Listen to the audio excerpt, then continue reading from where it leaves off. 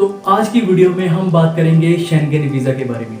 जी हाँ, Schengen visa लगवाने के लिए कौन कौन से डॉक्यूमेंट्स की ज़रूरत होती है और कौन कौन सी रिक्वायरमेंट्स होती है, तो ये जानने के लिए आप इस वीडियो को एंड तक जरूर देखिएगा। तो दोस्तों, आज की वीडियो में हम बात करेंगे कि कैसे हम अपनी जो बैंक स्टेटमेंट है उसे मेंटेन करके रख सकते हैं और कौन कौन से फाइनेंशियल डॉक्यूमेंट्स हैं जो हम अपने वीज़ा फाइल के साथ अटैच कर सकते हैं।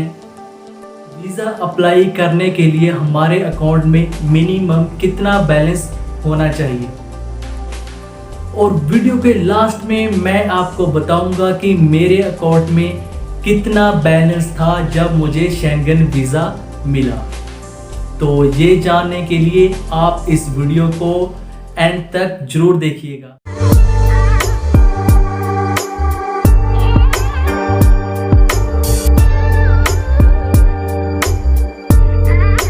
तो बहुत से दोस्तों के मन में ये क्वेश्चन होता है कि जब भी हम अपनी वीज़ा फाइल अप्लाई करें तो हमारे अकाउंट में मिनिमम बैलेंस कितना होना चाहिए।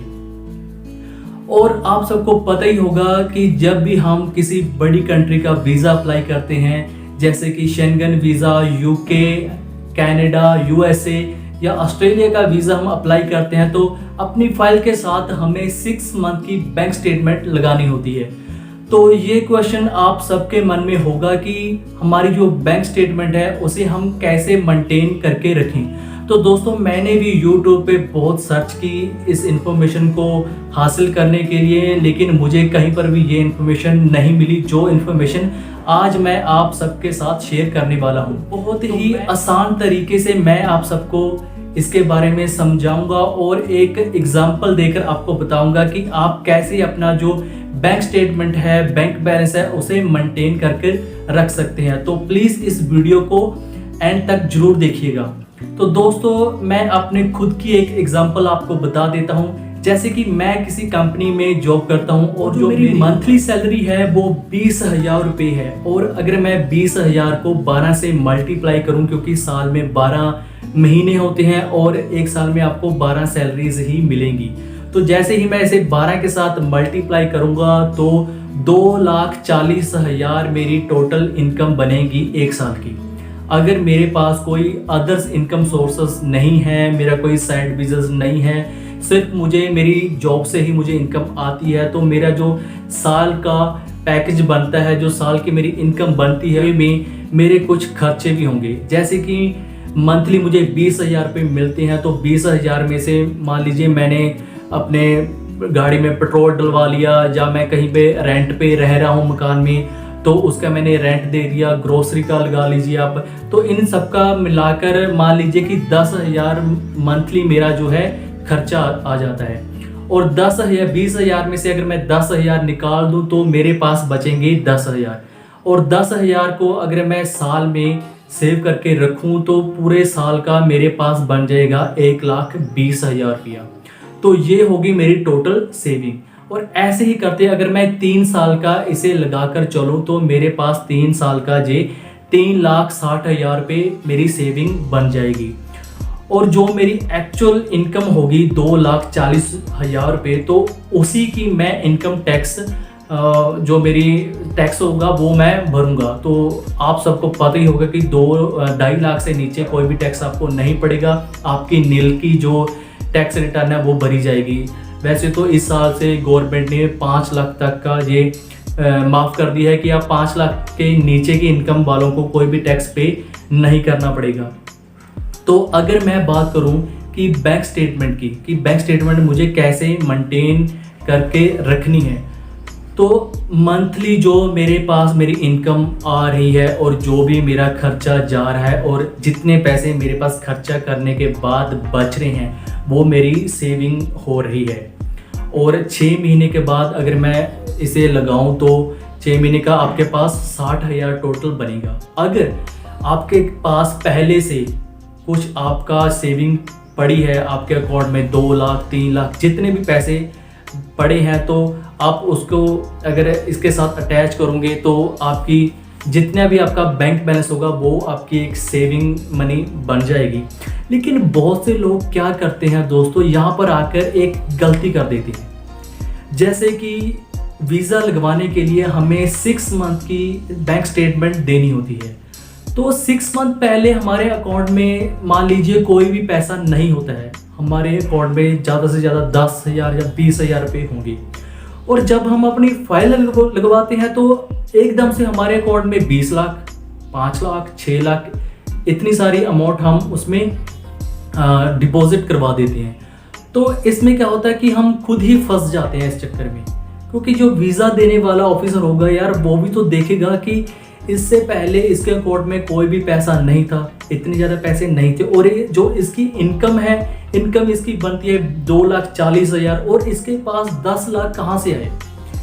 तो 10 लाख जो मैंने अपने अकाउंट में डलवाए हैं तो वो एक शक की नज़र से मुझे देखेंगे कि इसने कोई ना कोई तो गड़बड़ की, किसी से इंटरेस्ट पे पैसे ले लेंगे या किसी से ऐसे ही उधार फड़ लेंगे कि मैंने अपनी बैंक स्टेटमेंट दिखानी है वीज़ा लगवाने के लिए, उसके बाद मैं आपको जो आपके पैसे हैं वापस कर दूंगा। लेकिन दोस्तों उसका आपको बहुत बड़ा नुकसान हो सकता है। ऐसी गलती हमें बिल्कुल भी नहीं करनी है। तो जब भी आप अपना वीज़ा अप्लाई करो, जो 6 मंथ की आप अपनी स्टेटमेंट दोगे तो उसमें कोई भी गड़बड़ नहीं होनी चाहिए। जो एक्चुअल आपके अकाउंट में पैसे हैं, जो भी आपकी सेविंग बचती है वही आपको दिखानी चाहिए। मैं ये नहीं कहूँगा कि आपके अकाउंट में 20,000 हैं या 50,000 हैं आप अपनी फाइल लगवा दो, नहीं। इतने कम पैसों में आप वीज़ा अपना नहीं अप्लाई करोगे, आपको वीज़ा नहीं मिलेगा। तो दूसरे नंबर पे बात आती है कि हमारे अकाउंट में मिनिमम बैलेंस होना कितना चाहिए कि जिसके कारण हमें वीज़ा मिल जाए। तो दोस्तों अगर हम बात करें शेंगन की, यूरोप की हम बात कर लेते हैं, तो यूरोप की जो टिकट है, जो फ्लाइट टिकट है वो अराउंड हमें 50,000 की आने जाने की फ़्लाइट टिकट जो मिल जाएगी, और वहाँ पे रहने का खाने का खर्चा है जो अलग से। तो उसको हम अगर हम 100 यूरो मानकर चलें तो 100 यूरो एक दिन का कम से कम 7 या 8,000 रुपये है जो बन जाएगा। और ऐसे ही अगर हम एक हफ्ते के लिए शेंगन वीज़ा अप्लाई करते हैं तो एक हफ्ते के लिए 700 यूरो हमारे अकाउंट में होने चाहिए। तकरीबन लगभग आपके अकाउंट में 70 से 80,000 रुपये आपके रहने के होंगे और 50,000 आपकी फ़्लाइट टिकट होगी। तो कम से कम 1.5 लाख तो आपके अकाउंट में होना ही चाहिए ताकि आप एक वीज़ा अप्लाई कर सको। तो ये मैं आपको मिनिमम बता रहा हूँ कि आपके वहाँ पे रहने के अकॉर्डिंग, खर्चे के अकॉर्डिंग आप इतने के पैसे से भी अपना वीज़ा है जो अप्लाई कर सकते हैं। तो मैक्सिमम तो आपके अकाउंट में जितने भी पैसे हों चलेगा, लेकिन उसको आपको जस्टिफाई करना होगा। जो आपकी रिटर्न्स होती है उसके साथ आपका जो बैंक अकाउंट है वो मैच होना चाहिए। ये नहीं है कि आपकी जो मंथली सैलरी है या सालाना इनकम है वो 2,40,000 है या 3 लाख है या 4 लाख है, और आपके अकाउंट में पैसे हैं जो 6 मंथ की बैंक स्टेटमेंट दिखाई थी हमने, उसके 6 मंथ के अंदर अंदर आपके अकाउंट में 10 लाख की ट्रांजैक्शन होगी, तो 5 लाख की ट्रांजैक्शन होगी। ये एक गलत बात होगी, इसके साथ हमें बहुत ज़्यादा नुकसान हो सकता है। तो ऐसी गलती हमने बिल्कुल भी नहीं करनी है। तो अब बात आती है कि हम अपने वीज़ा एप्लीकेशन के साथ कौन कौन से फाइनेंशियल डॉक्यूमेंट्स है जो अटैच कर सकते हैं। एक तो हो गया हमारा बैंक अकाउंट की जो स्टेटमेंट होती है 6 मंथ की स्टेटमेंट, वो हम अटैच कर सकते हैं। अगर हमारी कहीं पर एफडी करा रखी है किसी बैंक में तो एफडी के जो भी आपके पास डॉक्यूमेंट्स होंगे वो आप उसके साथ अटैच कर सकते हैं। अगर आपने कोई पॉलिसी खरीद रखी है जैसे कि LIC की होगी या HDFC की होगी, कोई आपके नाम पे इंश्योरेंस है तो उसके डॉक्यूमेंट्स भी आप उसके साथ लगा सकते हैं। अगर आपने शेयर मार्केट में पैसे लगा रखे हैं या आपने कोई म्यूचुअल फंड खरीद रखे हैं तो उसके डॉक्यूमेंट्स भी आप उसके साथ जरूर लगाइएगा। और आपके जो प्रॉपर्टी आपके नाम है, आपका घर है या आपके पास कोई प्लाट है या ज़मीन है, उसके कागज जो भी डॉक्यूमेंट्स हैं वो आप उसके साथ लगा सकते हैं। अगर आपके पास क्रेडिट कार्ड है तो आप अपने क्रेडिट कार्ड की भी 3 मंथ की स्टेटमेंट है जो अपनी फाइल के साथ अटैच कर सकते हैं। और दोस्तों अगर आपने अभी तक अपनी इनकम टैक्स रिटर्न भरनी शुरू नहीं की है तो प्लीज़ उसे भरना शुरू कर दीजिए, क्योंकि इसके बिना आपको वीज़ा नहीं मिलेगा। इनकम टैक्स भरनी बहुत ही ज़रूरी है, जो कि एक गवर्नमेंट का हमारे पास प्रूफ होता है कि हमारी जो सालाना इनकम है वो कितनी है और हम गवर्नमेंट को कितना टैक्स है जो पे करते हैं। तो ये बहुत ही ज़रूरी है। अगर आपको इनकम टैक्स रिटर्न के बारे में और ज़्यादा इन्फॉर्मेशन चाहिए तो आप मुझे नीचे कमेंट कर सकते हैं। अगर जो भी खर्चे हैं, जैसे कि आपने कहीं पे पेट्रोल पंप से पेट्रोल डलवाया हो या कहीं से ग्रोसरी सामान लिया हो या कोई और खर्चा हो, वो हो सके तो अपने कार्ड से या नेट बैंकिंग से ऑनलाइन जो ट्रांजैक्शन है वो आपकी ज़्यादा होनी चाहिए। इसकी वजह ये है कि जो आपकी स्टेटमेंट्स है वो ज़्यादा लंबी होती जाएगी, आपकी जो उसमें एंट्रीज होगी वो बढ़ती चली जाएंगी और आपकी जो स्टेटमेंट है वो भी लंबी हो जाएगी और आपके पेज भी इसमें ज़्यादा बढ़ सकते हैं, आपकी बहुत ज़्यादा हेल्प हो सकती है। आप एक फार्मर हैं, आप खेती बाड़ी करते हैं, तो जो भी आपके जे फॉर्म्स होते हैं तो जो फार्मर्स होंगे उनको तो पता होगा कि जे फॉर्म्स क्या होते हैं। जब भी आप अपनी फसल किसी आढ़ती के पास बेचने के लिए जाते हैं और जो भी आपका जे फॉर्म होता है वो अपने नाम पे बनाइएगा। तो जो भी आपकी फसल की अमाउंट होगी, जितना भी चेक बनेगा उसे अपने अकाउंट में ही डिपॉजिट करवाइएगा, ताकि आप जो अपनी रिटर्न है उसमें ये भी शामिल कर सको कि आप एक फार्मर हैं और आपको आपकी खेती बाड़ी से है जो इतनी इनकम होती है उसका जे फॉर्म है जो उसके साथ लग जाएगा। और जे फॉर्म है जो आप उसे भी इंग्लिश में ट्रांसलेट करवा कर अपनी फाइल के साथ अटैच कर सकते हो। तो अब बात आती है कि मेरे अकाउंट में कितने पैसे थे कि जिससे मुझे शेंगन वीज़ा मिला। तो दोस्तों, पहली बात, अगर आप मेरे चैनल पे नए हैं, अगर आपने अभी तक मेरे चैनल को सब्सक्राइब नहीं किया है तो प्लीज़ जल्दी से मेरे चैनल को सब्सक्राइब कर लीजिए और बेल आइकन को प्रेस कर लीजिए, क्योंकि मैं ऐसी ही इन्फॉर्मेशन वाली वीडियो आपके लिए बनाता रहता हूं। अगर आप मेरे चैनल को सब्सक्राइब करेंगे तो दोस्तों मुझे भी मज़ा आएगा आपके लिए वीडियो बनाने में। तो अगर आपको ये वीडियो अच्छी लगे, वीडियो को लाइक ज़रूर कीजिएगा। अगर आपको थोड़ी सी भी इस वीडियो से इन्फॉर्मेशन मैंने दी उससे आपकी हेल्प होती है तो प्लीज़ कमेंट करके मुझे ज़रूर बताइएगा।